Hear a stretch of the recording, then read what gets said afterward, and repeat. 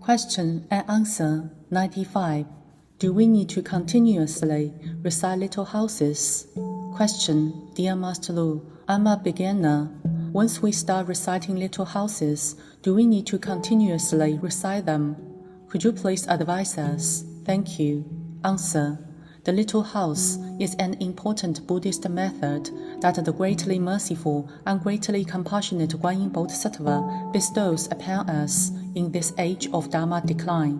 It can be used to help spirits to ascend to a higher spiritual realm and also eliminate our karmic obstacles.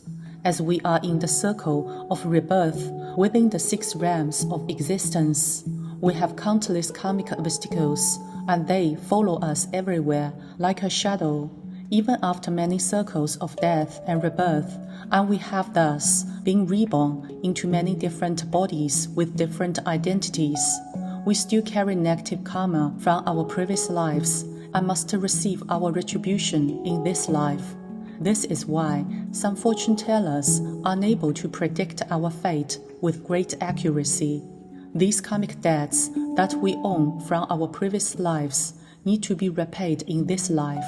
As a Buddhist saying goes, good is always rewarded and vice is always punished. It's not that there is no consequence. Rather, it's just that the right time has not come yet. When the right time comes and our karmic creditors come to collect karmic debts from us, we will be stricken with predestined calamities or illnesses. Those who start cultivating their minds and reciting sutras and mantras may often dream about their karmic creditors and are likely to foresee their impending disasters in dreams. In fact, this is a reminder to us that we need to pay our karmic debts in time. In addition, only legitimate karmic creditors are allowed to collect karmic debts from you, as all your karmic creditors have either an affinity with you from your previous lives or permission from the underworld. In other words, random spirits will not come and collect karmic debts from you for no reason. The recitation of little houses is the most effective method to repay your karmic debts. In the underworld, little houses are considered to be the largest denomination of currency. When spirits receive the power of little houses, they can then ascend to a higher spiritual realm. Generally speaking, if you dream about your karmic creditors, it's best to recite 7 little houses for each of them and address the little houses to the karmic creditor of your full name. The number of karmic creditors that each person has varies. If you have many karmic obstacles and thus have a large amount of karmic debts, then you need to recite a large number of little houses. Generally, if you experience a major illness, it's usually due to a serious karmic obstacle. In such cases, you should recite a relatively substantial number of little houses within a short period of time.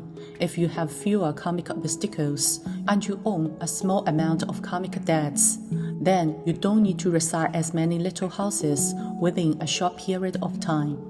However, over the course of our lives, we need to continuously repay our karmic debts.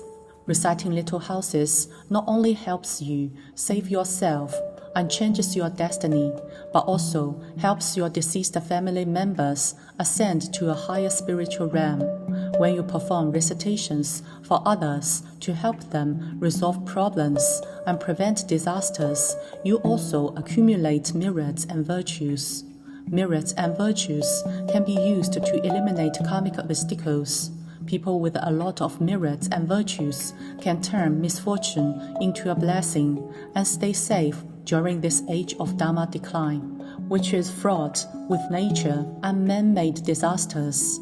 The greatly merciful and greatly compassionate Guanyinpusa has given us this wonderful method of Buddhism, providing us with the opportunity to change our own destiny and eliminate disasters through repaying our karmic debts. However, it's our decision to use this method or not. It's only right and proper to pay what is due. However, it's your choice whether or not repay your karmic debts. You can choose to repay the debts and eliminate disasters, or choose not to repay these debts and undergo the resulting karmic retributions later. Learning and practicing Buddhism, performing recitations, and cultivating your mind is a lifelong endeavor, and should not only be for the short term.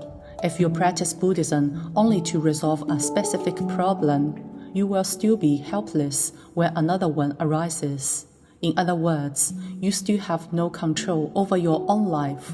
In addition, if you constantly seek help from Buddhas and Bodhisattvas only when you are in trouble, it will be difficult for you to receive protection and blessings in the long run.